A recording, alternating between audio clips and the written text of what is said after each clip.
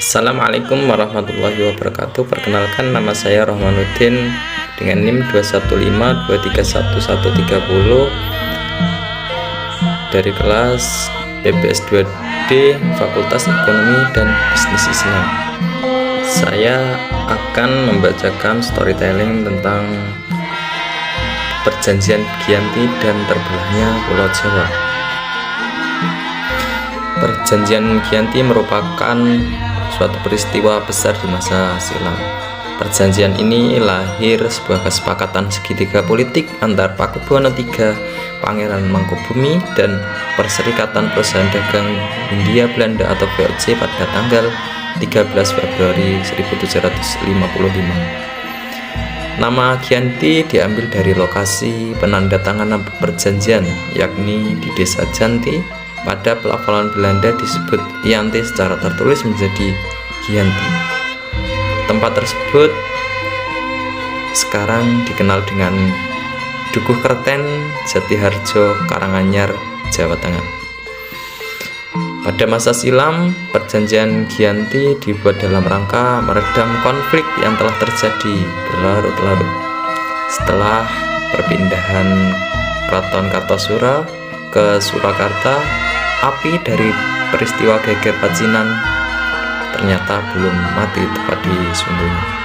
Ketika itu Mangkubumi yang membantu Pakubuwono II dalam meredakan api konflik mendapatkan hadiah sebidang tanah dari Pakubuwono II. Namun luas tanah yang diberikan menimbulkan kecemburuan, hingga salah seorang pangeran mengeluhkan ketidakadilan tersebut kepada Gubernur Jenderal Baron van Inhofe. Ia pun mengeluarkan keputusan yang membuat tanah tersebut tidak jadi dimiliki oleh Mangkubumi. Akhirnya ia minta izin kepada Pakubuwono II untuk dibuang kemanapun itu hingga tidak bisa kembali ke tanah Jawa. Akhirnya diberi ongkos 3.000 riel untuk jatah makan anak buahnya dan dipersilahkan untuk pergi.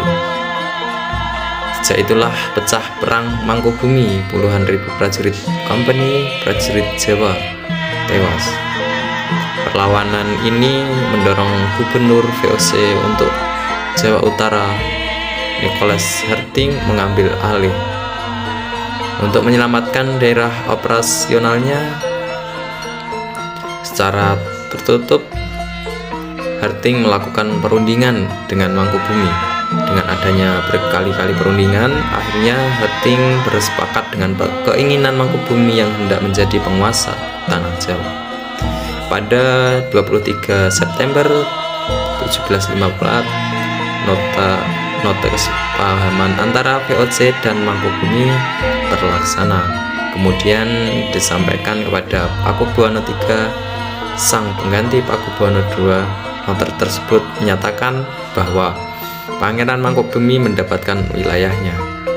Pada 4 November 1754, Pakubuwono III menyatakan persetujuan atas perundingan Gubernur Jawa Utara dengan Mangkubumi tersebut.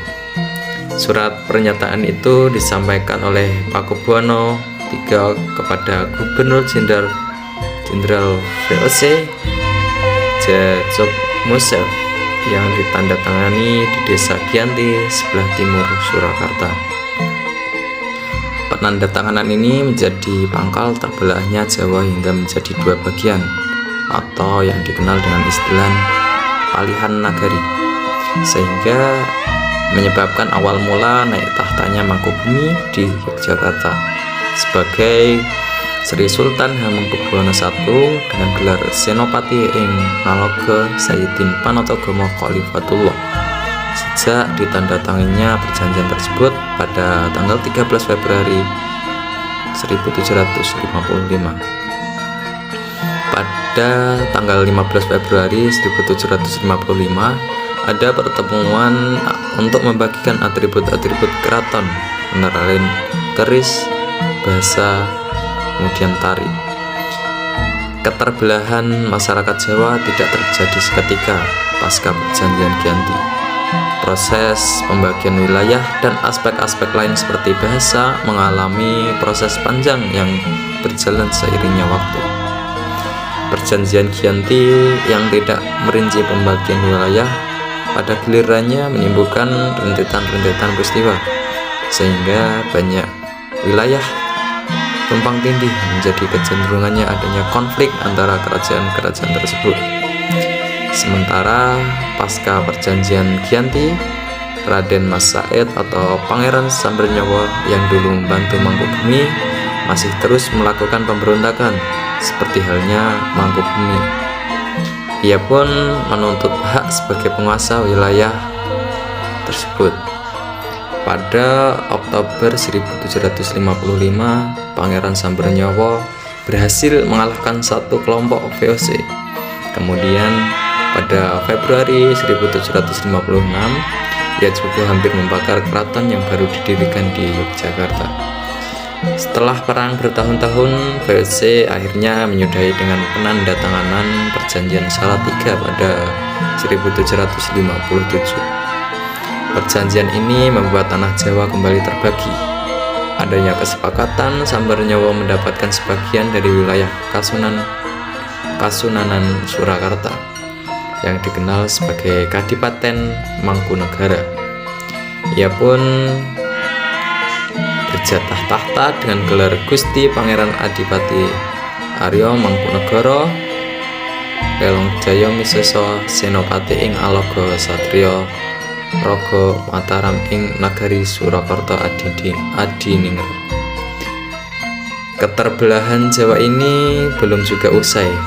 Kemudian pada 1813 di masa Gubernur Thomas Stafford Raffles dari Kerajaan Inggris, Kesultanan Yogyakarta juga terbelah dengan lahirnya Pakualaman, sehingga tanah Jawa memiliki 4 pemerintahan.